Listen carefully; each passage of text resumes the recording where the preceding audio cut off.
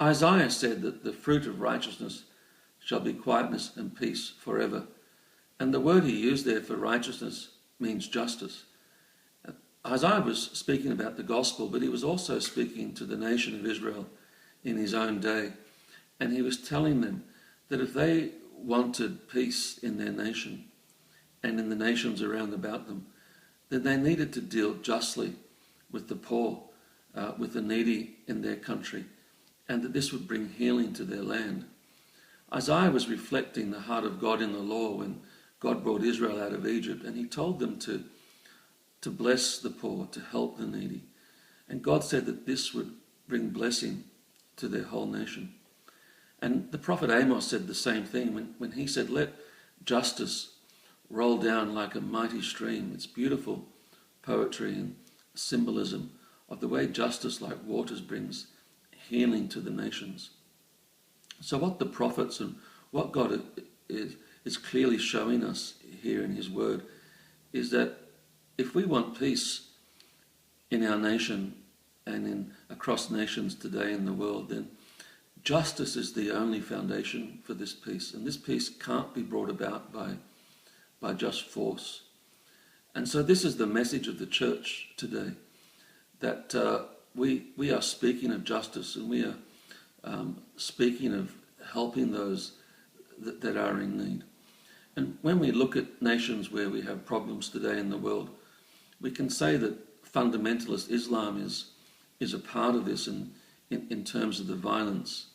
And this is very true, that that there is this agenda with some, but it doesn't speak by any means for all Muslims. There are a lot of Muslims that are loving and that have a genuine fear of God and want to do what is right. But even though this is true, what can we do as a church, and how can we follow Christ in this situation? We can try to bring healing to the people of these nations. We can try to bring care, because sometimes the people in these nations don't sense hope for their future and have real needs in terms of education, in terms of employment, in terms of the dictators that they've had, in terms of the quite harsh plight that they've experienced over many years. And as I've said in the previous video, in some ways Western nations have been involved in this for various reasons. So our response as the church, as God's people, as Christ's people, is to care for people in need and to have compassion and to see what we can do to help. And if there is justice, if there is hope for a future, it might help to bring a change there as well. And I think we need to look at this like Jesus' teaching on the Good Samaritan, that he said that the man that fell down on the road to Jericho, he was naked and he was unconscious, which meant you couldn't tell who he was, what people he was, what nation he was, what group he was. And so whether or not anyone stopped to help that person, it was only on the basis that he was an individual, he was a person. So in some ways some might see this as humanistic. Jesus was speaking of humanity, and that is who our neighbour is, and that we are to love all of these people. So I think this is the message of the church when we're looking at bringing justice and bringing peace into the nations.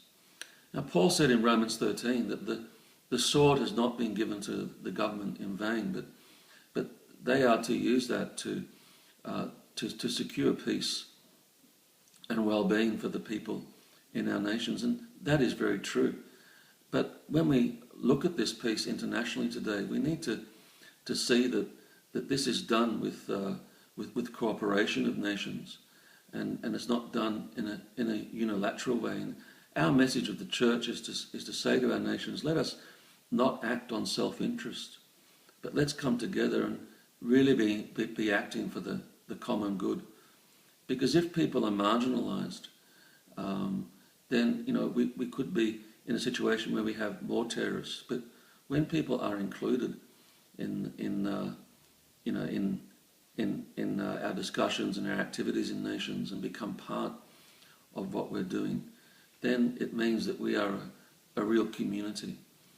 And so when we look at the world today and our response, then it very much needs to be a community response.